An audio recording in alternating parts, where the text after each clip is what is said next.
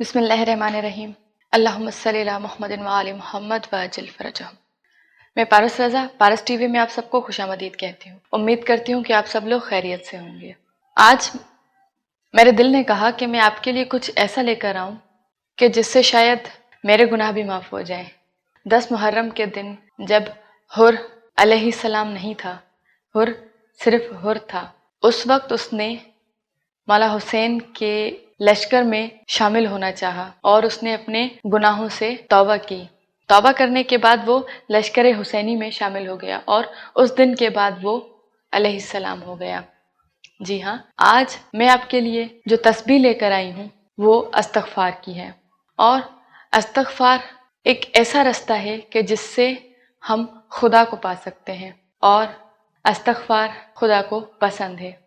ہم لوگ کیا کرتے ہیں کہ ہم لوگ کوئی گناہ کر لیتے ہیں اور اس کے بعد ہم لوگ توبہ کر لیتے ہیں، لیکن توبہ بھی وہ قبول ہوتی ہے کہ جس سے ہم لوگ گناہ سے توبہ کر لیں کہ اس کے بعد ہم لوگ یہ گناہ نہیں کریں گے، لیکن ہم صرف یہ توبہ کرتے ہیں کہ ہم نے گناہ کر لیا، ہمیں معاف کر دو۔ بے شک اللہ تعالیٰ غفور الرحیم ہے، وہ گناہ بخشنے والا ہے، لیکن خدا کو بھی وہ توبہ پسند آتی ہے کہ جس کے بعد ہم لوگ وہ گناہ نہ کریں۔ آج میں آپ کو یہ تسبیح جو بتا رہی ہوں، اس تسبیح میں ہم نے صرف استغفر اللہ ربی من کل ذنب واتوب الیہ پڑھنا ہے، اور اس کی کوئی لمٹ نہیں ہے، مگر آپ ایک نماز مقرر کر لیں، چاہے وہ نماز فجر ہو، چاہے وہ نماز ظہرین ہو، چاہے وہ نماز مغربین ہو۔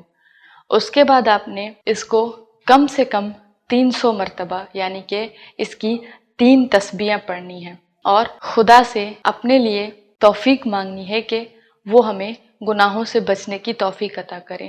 جب بھی ہم اللہ تعالیٰ سے سچے دل سے کوئی دعا مانگتے ہیں تو اللہ تعالیٰ وہ دعا ضرور قبول کرتے ہیں، اور خاص طور جب ہم اس سے توفیق مانگتے ہیں۔ میں اپنی تسبیح کو دوبارہ سے دہرا دیتی ہوں کہ آپ نے کوئی بھی نماز مقرر کرنی ہے، چاہے وہ نماز فجر ہو، چاہے وہ نماز مغربین ہو، چاہے وہ نماز ظہرین ہو، اس کے بعد آپ نے کم سے کم 300 مرتبہ، زیادہ سے زیادہ آپ جتنی پڑھ سکیں وہ آپ کے اوپر ہے، لیکن کم سے کم 300 مرتبہ استغفر اللہ ربی من کل ذنب واتوب الیہ پڑھنا ہے۔ توبہ ایک ایسا رستہ ہے کہ خدا تعالی ہم پر راضی ہو جاتا ہے اور ہمیں وہ اپنی نعمتوں سے نواز دیتا ہے، پھر ہم چاہے جو طلب نہ کریں، صرف ہم لوگ اپنے ذہن میں سوچیں، وہ بھی عطا ہو جاتا ہے۔ اسی لیے اس تسبیح کا ورد جاری رکھیں، اور اس تسبیح کی برکت سے آپ کو آپ کے رزق میں برکت ملے گی، آپ کے رشتوں میں برکت ملے گی، آپ کی ہر ایک چیز میں آپ کو برکت ملے گی، اور خدا تعالیٰ کی خوشنودی بھی حاصل ہوگی۔ میں امید کرتی ہوں کہ آپ کو یہ میری ویڈیو پسند آئی ہوگی۔ اگر یہ میری ویڈیو پسند آئے تو میرے اس چینل کو سبسکرائب کر لیں، میری اس ویڈیو کو لائک کر دیں اور اپنے دوستوں کے ساتھ شیئر کر دیں۔ جزاک اللہ خیر۔